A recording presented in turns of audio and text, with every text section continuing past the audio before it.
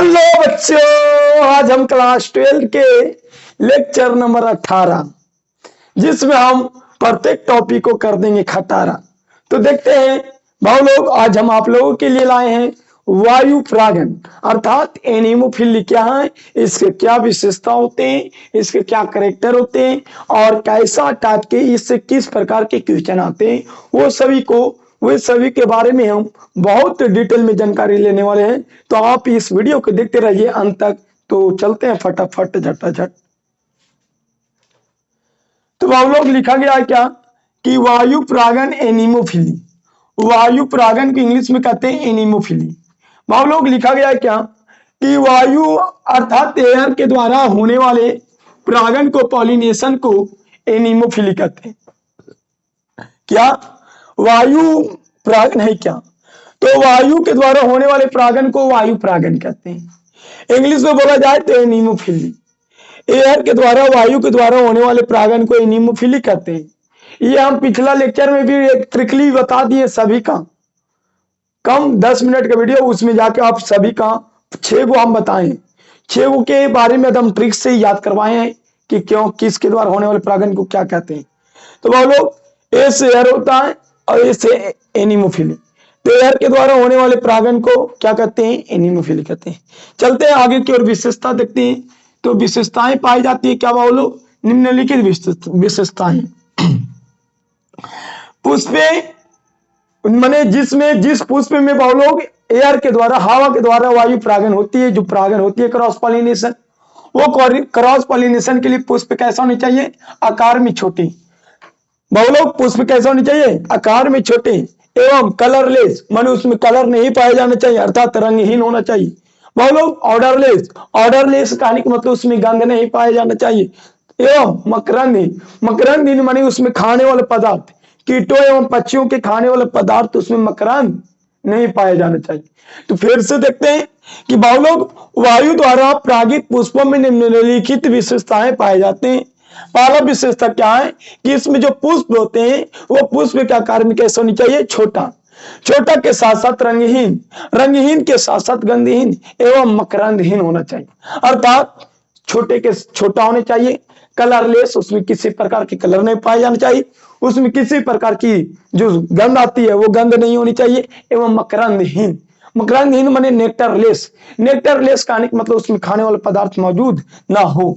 इसे क्या कहते हैं लोग? एनीमोफिली कहते हैं।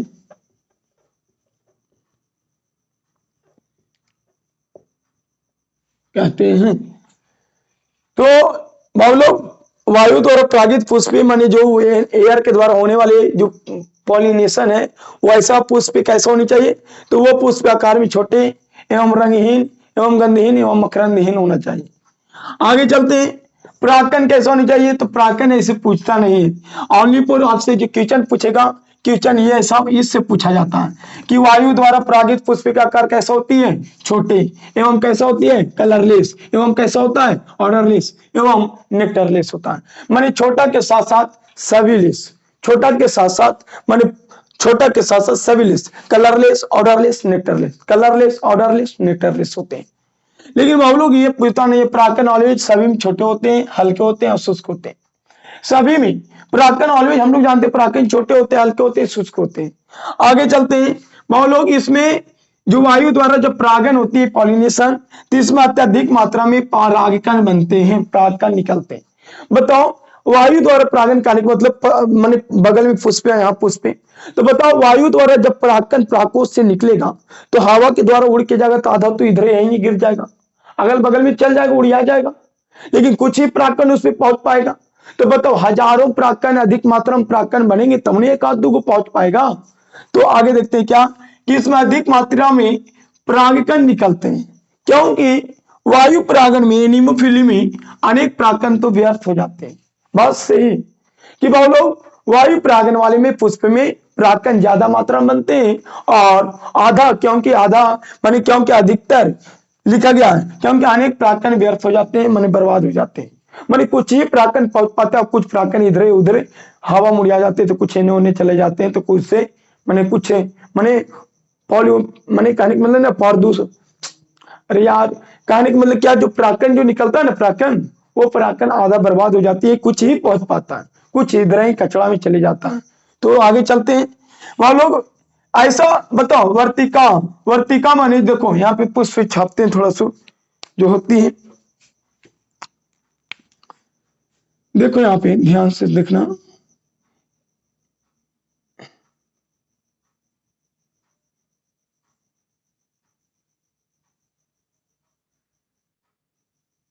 देखो इसको हम लोग क्या कहते हैं, इसको हम लोग अस्टिग्मा कहते हैं। क्या कहते हैं? अस्टिग्मा। इसे क्या कहते हैं? अस्टिग्मा। और ये जो पतला है उसे क्या कहते हैं? अस्टाइल। तो अस्टाइल कैसा होना चाहिए बाबू लोग? अस्टाइल माने वर्तिका, वर्तिका कैसा होना चाहिए? लंबा होना चाहिए। एवं ये जो अस्टिग्मा है ये वाला, ये कैसा होनी चाहिए? चिपचिपा होना चाहिए। बाबू लोग ध्यान से, अस्टिग्मा चिपचिपा होनी चाहिए। देखो यहाँ लिखा गया, अस्टिग्मा चिपचिपी होनी चाहिए, अस्टिक अस्टिक होनी चाहिए। एवं बाबू लोग अस्टाइल क्या होनी चाहिए? लंबा। अस्टाइल लंबा माने जो वर्तिका होती है, वर्तिका लंबा होनी चाहिए एवं वर्तिका चिपचिपा होनी चाहिए।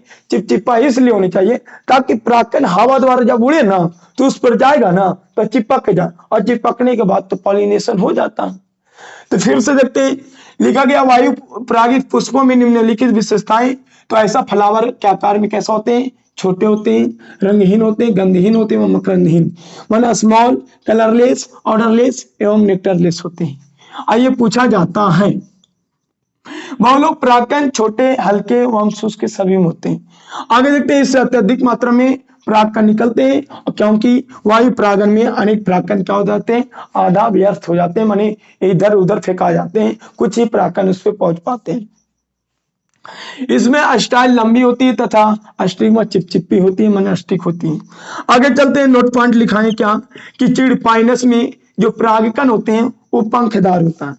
पाइनस आप देखेंगे चिड़ के प्लांट, ये चिड़ में क्या होते हैं? पंखदार होते हैं। इसमें बीज बनते हैं। क्वेश्चन ये भी पूछा गया, वैसा पौधा जिसमें बीज बनता है लेकिन उसमें क्या नहीं बनता? पुष्प नहीं बनता।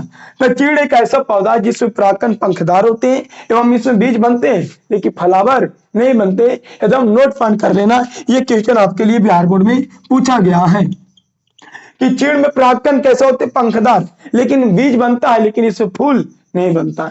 तो देखो आपसे 2 क्वेश्चन यहां से पूछे जाएंगे, 3 क्वेश्चन। मान लो वायु द्वारा होने वाले परागण को क्या कहते हैं? एनीमोफिली। ये पहला क्वेश्चन रहेगा। दूसरा क्वेश्चन ये रहेगा कि बहुतायत वायु परागित पुष्प क्या होते हैं? तो आकार में छोटे होते हैं, रंगहीन होते हैं, माने रंग इसमें नहीं पाया जाता है, इसमें गंध नहीं पाए जाते, इसमें नेक्टर भी नहीं पाए जाते। अगला क्वेश्चन ये पूछेगा कि चिड़ में परागकण कैसे होते? पंखदार एवं इसमें बीज बनते हैं लेकिन पुष्पे नहीं बनते। अगला पॉइंट, मक्का देखते हैं सर जी वायु परागण होता क्या? तो बताओ, जिस प्लांट की संख्या ज्यादा रहती है ना बाबू पृथ्वी पर, उसमें लगभग वायु परागण ही होता है। क्या कि इम्पॉसिबल कीटों द्वारा या पक्षियों द्वारा कराना नहीं हो पाते, इम्पॉसिबल है। माने उनकी जो ज्यादा मात्रा में होती है, जैसे देखो धान के जो पौधे होते हैं वो बहुत सारे होते हैं, माने एक खेत में बहुत सारे प्लांट होते हैं, तो उसमें कीटों के द्वारा या पक्षियों द्वारा पॉलिनेशन कराना, परागण कराना इम्पॉसिबल है। तो बहुत लोग वैसा चीज में चाहे पानी के द्वारा होगा चाहे हवा के द्वारा, लेकिन हम जानते हैं कि पानी जब भी जाएगा तो नीचे से जाएगा, जड़ से, तो ऊपर तो नहीं पहुंच पाएगा पानी। तो अर्थात इसमें जब भी होगा तो वायु द्वारा परागण होगा।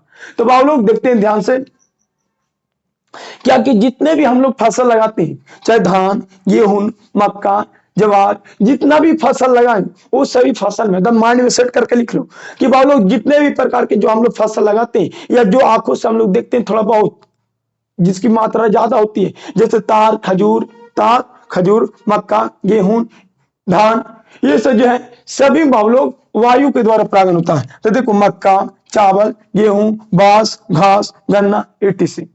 हम बता दिए, नोट पॉइंट करके लिख लें, जितने भी फसल के साथ साथ जिसकी मात्रा ज्यादा होती है, जैसे तार, खजूर, बरगद, पीपल, इसे जो है इन सभी में वायु के द्वारा परागण होता है। बाबू लोग देखो देख लेते क्वेश्चन दुगलाए हैं बाबू लोग। ऐसे तो क्वेश्चन 3 यहां से बनता है। पहला क्वेश्चन ये भी बनता है कि नीमोफिली किसके द्वारा होती है? तो हवा के द्वारा।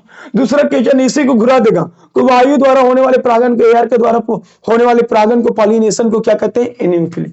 वायु के द्वारा होने वाले परागण को एनीमोफिली कहते हैं। ऐसे पुष्प आकार में छोटे होते हैं, रंगहीन होते हैं, कलरलेस होते हैं, ऑर्डरलेस होते हैं, नेक्टरलेस होते हैं। अगला क्वेश्चन ये बनेगा कि बालू चिड़ एक परागकण पंखदार होते हैं लेकिन बीज बनते हैं लेकिन इसमें पुष्पे नहीं बनते। क्वेश्चन पूछेगा वैसा कौन सा पौधा है जिससे बीज बनता है लेकिन फूल नहीं बनता, तो आंसर मारना चीड़। अगला क्वेश्चन ये रहेगा कि भाव लोग ये जो एग्जांपल दिया हुआ कि निम्नलिखित लिख देगा क्या कि मक्का में किसके द्वारा परागण होता है, गेहूं में किसके द्वारा होता है परागण। देखो क्वेश्चन लिखा गया गेहूं में परागण किसके द्वारा होता है, तो देखो वायु द्वारा, कीट द्वारा, पक्षी द्वारा, मनुष्य द्वारा। तो आंसर क्या लिखा है, वायु द्वारा। जितने भी प्रकार के जो फसल होते हैं उस सभी फसल में जो पॉलिनेशन होता है वो एयर के द्वारा होता है। अगला क्वेश्चन वायु परागित पुष्प माने जिसमें वायु परागण होता है वो पुष्प क्या होते हैं, आकर्षक होते हैं, छोटे होते हैं, रंगीन होते हैं। तो देखो आकर्षक तो नहीं होते, इसमें क्या होते हैं, छोटे के साथ साथ क्या होते हैं, रंगीन, इसमें कोई कलर नहीं पाया जाता, अर्थात आंसर इसका बी और सी दोनों होगा। तो भाई लोग आपको समझ में आ गया होगा, पूर्ण विश्वास है कि आप लोग का समझ में ये पॉइंट आ गया होगा। यहां से जो क्वेश्चन आएंगे आपको पूर्ण विश्वास से क्या क्या आप बना दीजिएगा एग्जाम में।